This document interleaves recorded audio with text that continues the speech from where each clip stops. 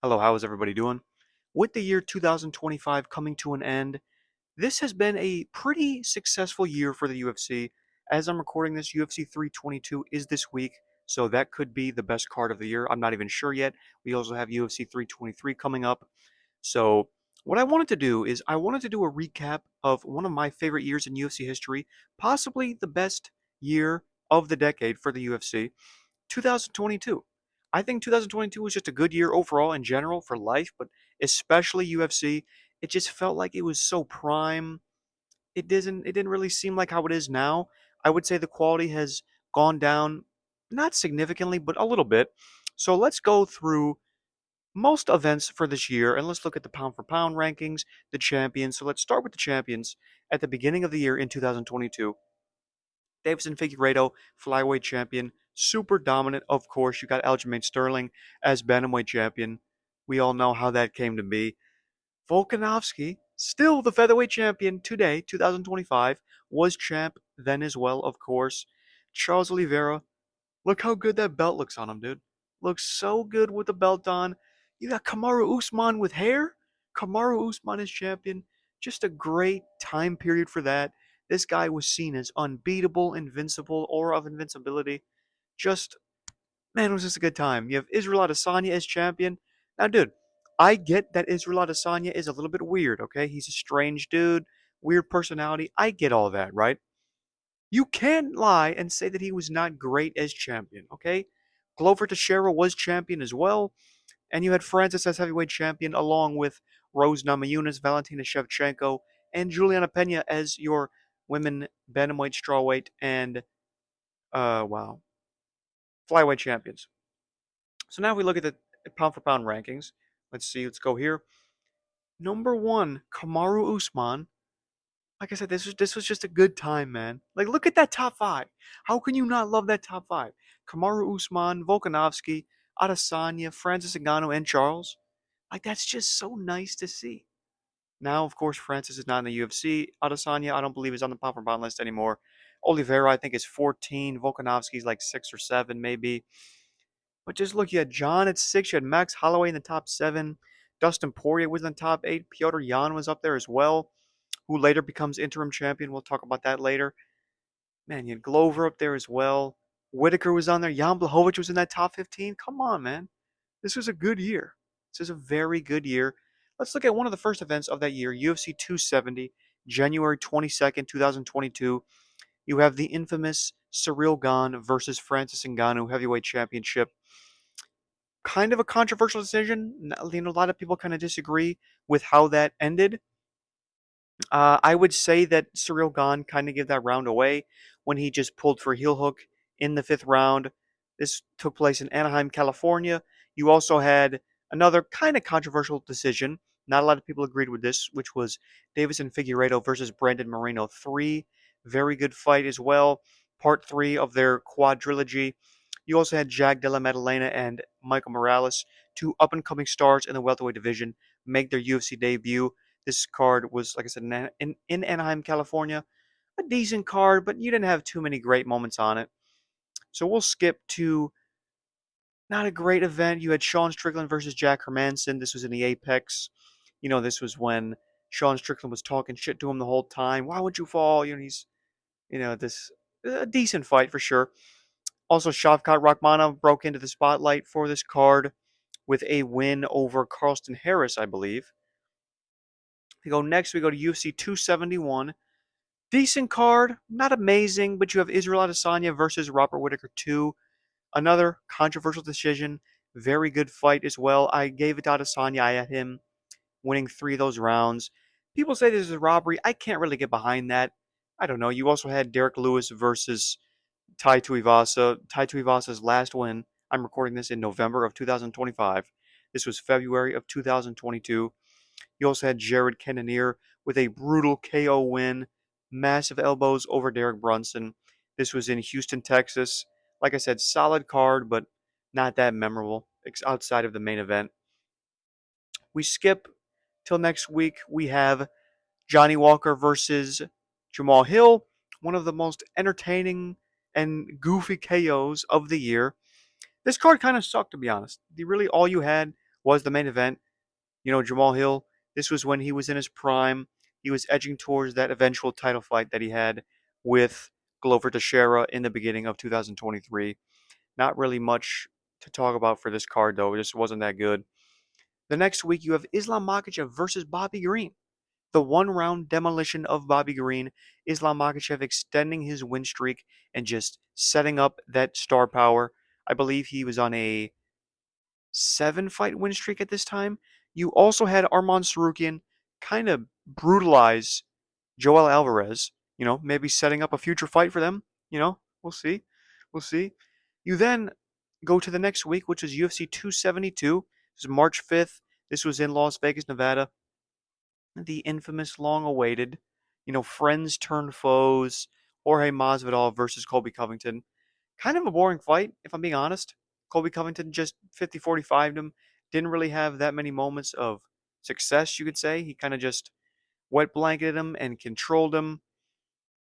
And yeah, this is not how we wanted this grudge match to look. We also have the 30-25, 30-26 brutal beatdown of Edson Barboza from Bryce Mitchell. You also had a young Umar Nurmagomedov and a young Ludwig Klein on this card get big wins for their career. We then look at a couple weeks later, we have Magomed Ankalaev versus Thiago Santos. Not the most entertaining card, but you had also Alex Pereira versus Bruno Silva. Brutal beatdown there. You had Song Yadong get a big win. Khalil Rountree had a big beatdown over Carl Roberson, I believe it was.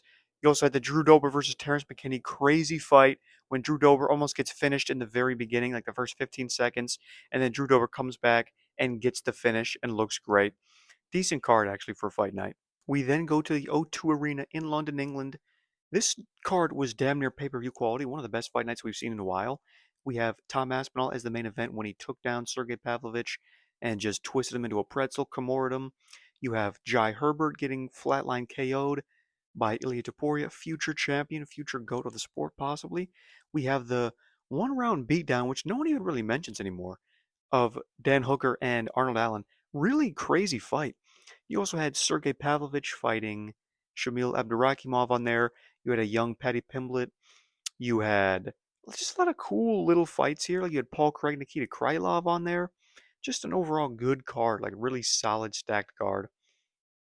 We skip to UFC 273 in Jacksonville, Florida. Amazing card. I'm not even really going to say three phenomenal fights because the main event was as one-sided as you can get. You have Alexander Volkanovski versus Korean Zombie. I don't even know why Korean Zombie got a title shot here. He was on a one-fight win streak, if you will. You had this brutal, just disgusting beatdown, very hard to watch. You had an up-and-coming Ian Gary and Anthony Hernandez on this card as well. You had fight of the damn decade, possibly, Hamzat Chimaev, Gilbert Burns. We have the rematch of Petr Yan, Aljamain Sterling. A lot of people had this going the other way. I'm kind of fine with how the decision went, to be honest. I like how it went. I thought it was fair. Overall, really good card. This was in Jacksonville, Florida, like I said. Next, not really a memorable card, but you had a very entertaining Rob Font versus Marlon Vera. One of the most impressive performances put on by a loser, by a losing fighter. Super crazy card. You guys got to rewatch this main event. This was really good. We then go to May 7th, UFC 274. Amazing card. We have, of course, the great Charles Oliveira submitting Justin Gaethje, which should have been a title defense, but it wasn't. We all know the controversy with the weigh-in scales, and he technically lost his belt on the scale. So if he won the fight, then it wouldn't count as a title defense. But if Justin Gaethje won the fight, then he would have become champion. Everybody missed weight by half a pound. There was the weird controversy. Like I said, we already know about that. We also have possibly the best KO in UFC history in Michael Chandler versus Tony Ferguson. We also have fight of the decade, Rose Namajunas versus Carlos Esparza 2. So how can you not forget that, right? This was in Phoenix, Arizona. Overall, just a good card in general. The next week after this, you have when Jan Blachowicz fought Alexander Rakic, and Rakic blew out his knee. There really wasn't anything memorable about this card, but I just figured I'd talk about that for a second. We go to June 11th, UFC 275, quite possibly my favorite fight in UFC history, Yuri Prochazka versus Glover Teixeira. Yuri Prochazka becomes champion. is down 3 rounds to 1. Round 5, Glover Teixeira pulls guillotine for whatever reason, gives top position, excuse me, to Yuri Prohaska. He then sinks in a rear naked choke with, I believe, 41 seconds left on the clock to become the light heavyweight champion, which is one of the all-time great wars, which you're doing yourself a disservice if you've never seen. There also was Valentina Shevchenko versus Tayla Santos. Shevchenko fought through a little bit of adversity. She got caught in a couple submissions, but other than that, it was a pretty clear win for her. This fight card was in Singapore. We also had contender Zhang Wei Li on this card versus Joanna Jędrzejczyk. Zhang Wei Li won by dominant performance. This was a pretty solid card. I'm not gonna lie to you. Pretty good card. Good moments on this card. We then go to, a couple weeks later, UFC Fight Night, Arman Tsarukyan versus Mateusz Gamrot. Some say one of the all-time great robberies. I think it was, sure, it was a robbery. I don't think it was as egregious as a lot of these people make it out to be. I definitely would have given it to Arman Tsarukyan. There was a lot of guys that are stars now, which were up and coming on this card as well. Shavkat Rakhmonov was there, Carlos Ulberg was there, and Umar Nurmagomedov was there. All of them securing big wins for their career, just further extending their win streaks. We then go to UFC 276. Very good moments on this card. We have the all-time performance of a lifetime in the trilogy of Alexander Volkanovski versus Max Holloway. How can you not love this performance? One of the best performances in title fight history that we've seen. There also was a rather lackluster Jared Cannonier versus Israel Adesanya. Not a great fight. Pretty boring. Not really any memorable moments of this fight. Alex Pereira knocks out Sean Strickland to earn his title shot against the same man in the co-main event, or the main event rather, sorry. This was in Las Vegas, Nevada. You also had the Sean O'Malley controversy where he fought Pedro Munoz, and there was the eye poke, which ended in a no contest. You had the Dricus du Plessis war against, what's his name? Darren Till. You had Ian Gary, Jim Miller, and Jalen Turner as well on this card as well, having good wins. So overall, really solid card. 2 title fights. Sean Strickland got put out cold. Now we have 2 events in back-to-back weeks, which both ended in an injury. This was a cursed week slash month for the UFC. So first we go to UFC Long Island in Elmont. Honestly, this card had like no name value at all, but there was a ton of finishes. There was like 10 finishes on this card. Super fun. So you have Yair Rodriguez versus Brian Ortega. I mean, to be fair, it kind of was a submission win for Yair, but Brian Ortega's shoulder did come out. You could argue that it was from the submission, which it probably was, but it still was a submission. Or sorry, it still was an injury, so there's going to be an asterisk next to it no matter what. You then go to the next week in the O2 Arena, London, England. The boy Tom Aspinall is back, fights Curtis Blades. In the first 15 seconds, he blows out his knee, throws a kick, and tears his ACL. Yeah, just back-to-back weeks. Super unlucky. Really good card, though, I would say. Paddy Pillett was there again. Of course, he's on every England card. Muhammad Makayev was back as well. Ludovic Klein and Nathaniel Wood, both guys which I would consider prospects at the time, getting big wins. They're still doing big things now in the UFC as well. Next is UFC 277. Also, let me just preface this. There are a few events which I skipped, which I didn't feel were fair to talk about or really anything that happened. Like Bilal Muhammad versus Vicente Luque. I didn't talk about that event. There really wasn't much memorable moments from there. Corey Sandhagen main events, I think later in this year, which I didn't talk about, but whatever. So, like I said, there's a couple events which I didn't speak about. But we'll go to UFC 277 late July, sorry, in Dallas, Texas. Amanda Nunes gets her revenge against Juliana Pena in the rematch, gets the big win. And we have Brandon Moreno versus Kai Kara France for the interim belt. Brandon Moreno finishes him with a body kick, really nasty body kick. Sergey Pavlovich versus Derek Lewis. The weird stoppage was here as well. You have contender Alessandro Pantoja. Magomed Ankalaev extends his win streak. Drew Dober versus, what's his name? Rafael Alves was there as well. When Dober is just landing, throwing big shots. Alves is dancing around. Just a fun little scrap, which some people will forget, but there was another highlight of that card. And then go to UFC San Diego. Dominic Cruz versus Marlon Vera. Again, not a card with a lot of name value, but there was some good finishes on here as well. Dominic Cruz gets finished in his last fight. Yeah, Dominic Cruz was winning this fight. He was up 2 rounds to 1, and then Marlon Vera shows him the left, and then just beautiful head kick puts him out. Dominic Cruz, or sorry, Marlon Vera just doing what he does, getting those clutch finishes later on in the fight. We then go to UFC 278. I mean, dude, this was just a generational card. Like everybody knows where they were when they were watching this card. The first three fights of the main event, or of the card rather, were just tremendous. Probably the most iconic KO in UFC history in Leon Edwards versus Kamaru Usman in their rematch. Yeah, dude, Kamaru Usman is up 3 rounds to 1. He's coasting. There's 50 seconds left. That is not the cloth from which he is cut, and then boom, headshot dead. We all know what happens. Elevation played a big factor for a lot of fights in this card. Leon Edwards was fairly gassed pretty early on in this card. He won the first round, but as the fight goes on, he just didn't look as good. Looked plotty, looked slow, looked kind of gassed. Paulo Costa versus Luke Rockhold, the bloody war. That was a fight where both guys gassed after 1 round. We have when Marab beat Jose Aldo. This is when Marab was kind of public enemy number one because he just held him against the cage and didn't land a single takedown. I think he was 0 for 13, but he still got the big win. He put on his little hat and had his 20-minute post-fight press conference. So this is when Marab really wasn't liked by the fans, but eventually he has come around to be a fan favorite. So now we'll skip to UFC Paris the next week. Cyril Gane versus Tai Tuivasa. There's no better crowd in UFC than the Paris crowd. I hope they go there 6 times a year. Just so good every time they're there. Great fight. Tai Tuivasa has success. He drops Cyril Gane, but then Gane just comes back and just brutally beats him down, finishes him in round 3, I believe it was. You have Robert Whitaker versus Marvin Vettori, kind of a forgotten fight because there really wasn't anything memorable.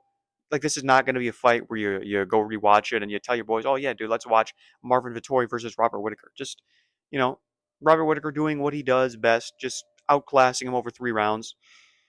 Benoit Saint-Denis versus not Thiago Moises. Was it Thiago Moises? Well, I need to clarify if it was Thiago Moises. It was either him or Gabriel Miranda. I think it might have been Gabriel Miranda. Let's just clarify if we can. Let's see. Here we go. It was it was Gabriel Miranda. Very good fight. Just Benoit Saint-Denis in Paris. That's his element. He always puts on a show in Paris, except when he fought Moicano. Roman Kovalev had a big win over Manolo Zucchini. Nasruddin Imavov had a big win as well. Just a great card overall. We go next, UFC 279. Such a cursed card. This was in Las Vegas, Nevada. It was supposed to be Nate Diaz versus Hamzat Chimaev, but then Hamzat Chimaev misses weight by 8 pounds. Then Kevin Holland steps in to fight Hamzat Chimaev in a catch weight of 180 pounds, and he just gets destroyed in that fight. And then Nate Diaz versus Tony Ferguson was the eventual main event. I mean, who like this is not a card you're ever going to go and rewatch. There was robberies, there was weight misses. This card was all over the place. I don't know, not really anything that to write home about. We're now going to skip to UFC 280, a generational card in Abu Dhabi. Islam Makhachev puts on a clinic over Charles Oliveira, becomes the lightweight champion, ends Charles's win streak. TJ Dillashaw versus Aljamain Sterling was there. Pretty fucked performance because TJ Dillashaw went into this fight with a torn shoulder. He's had shoulder problems for his whole career, but he went into this fight knowing that he was not supposed to fight at all, and he separates his shoulder at the end of the first round. Aljamain Sterling just beats on him for 2 rounds and gets a TKO. We have the very controversial fight of Sean O'Malley versus Piotr Jan. I believe Sean O'Malley won this fight, but I get if you think Piotr Jan won this fight. You have can't speak. Bilal Muhammad was on there over Sean Brady. He takes his O. Benil Dariush was on there versus Mateusz Gamrot. Muhammad Makaya was there versus Jafel Filo, I believe it was. Yeah, just a generational card. Again, this is a card where this is the best fight card of the year. Everybody remembers where they were when this was going on. We're now going to skip to UFC 281, New York City, New York, Madison Square Garden. How can you not love this card? Alex Pereira becomes the middleweight champion, finishes Israel Adesanya in the fifth round. He's down 3 rounds to 1. Some people say early stoppage. I don't know. I think he was going to get stopped 100% within within 5 to 10 more seconds. This fight would have been ending with him being out cold. Zhang Weili versus Carlos Esparza was on there. Not a fight that's really memorable. You have fight of the year, Dustin Poirier versus Michael Chandler. Michael Chandler took the first round, was kind of winning the second round, but then lost the second round. Round three is having big success, and then Michael Chandler wants to be a showman, and he gives his back, and then just gets choked out. Dominic Reyes and Frankie Edgar both got KO'd bad by Ryan Spann and Chris Gutierrez. So that was kind of rough to see, the fan favorites being put out. Now we skip to December, UFC Orlando. Really, really fun card, by the way. I think a lot of you guys forgot about this card. This was so fun. Main event, Stephen Thompson, Kevin Holland. Such a fun scrap. Kevin Holland breaks his hand at the end of the fourth round, and Stephen Thompson becomes victorious. You have not Derek Lewis. You have Sergey Pavlovich versus Tai Tuivasa. Came back way too soon after getting KO'd by Cyril Gane, and then just got brutalized by Sergey Pavlovich. This was when Sergey Pavlovich was on top of the world.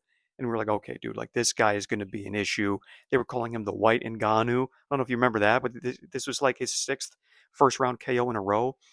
This card was filled with old heads, by the way. You had Stephen Thompson, you had RDA, Jim Miller, Clay Guida, Michael Johnson, Angela Hill, Nico Price. Like this was just filled with super fun little scraps, which you're probably not going to rewatch. But when you go back and look at the card, you're like, oh yeah, I remember that fight. That was pretty fun. So that was UFC Orlando. I think that's the last time they've been to Orlando. You then go to UFC 282 the next week, the final card of the year. Very controversial way to end the year. Jan Blachowicz versus Magomed Ankalaev ends in a draw. Kind of a clear, I mean, you can't even say a robbery, but clear, terrible decision. This was a Magomed Ankalaev fight for sure. It was 3-2. This was in Las Vegas. There was controversy after controversy here. Also, Paddy Pimblett versus Jared Gordon. I mean, come on. What are we doing here, bro? What are we doing? You have Ilya Taporia beating down Bryce Mitchell. Dricus du Plessis was on this card as well. He fought Darren Till. I'm sorry, Derek Brun. No, yeah, he fought Darren Till. You have Raul Rosas Jr. making his UFC debut against Jay Perrin, getting the first round submission. Yeah, this card was very controversial. It left a lot of people with bad taste in their mouths. So then we're going to go to the final event of the year, Sean Strickland versus Jared Cannonier. Honestly, I think this was a robbery as well. I firmly do believe this was a robbery. This was a pretty solid Apex card though. Arman Sarukian extending his win streak.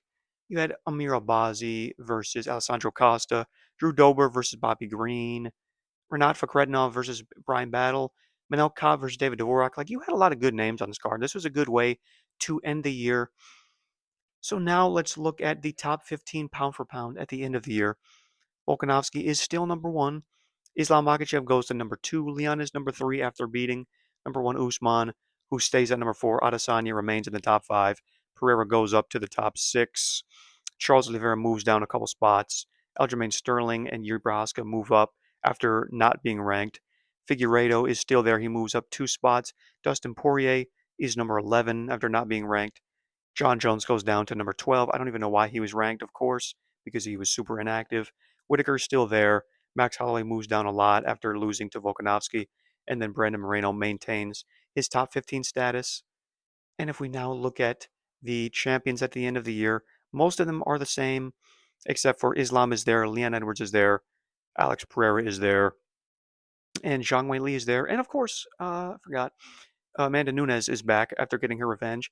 And we have no light heavyweight and no heavyweight champion due to the injuries of, well, not the injuries, but the light heavyweight champion. So, actually, yeah, the injuries. Yuri Prohaska blows out his shoulder, so that doesn't happen anymore. And then the heavyweight champion, of course, Francis Ngannou, is not in the UFC anymore. So that is how the year 2022 looked. Overall, just an excellent year. I will be doing a 2025 year review whenever this year concludes. And I also want to go back and do, other years, 2021, 2020. There's a lot of good years that I can choose from. So stay tuned for that. Thank you very much for watching. Follow me on TikTok and Instagram at VinceMMA1. and make sure to like and subscribe.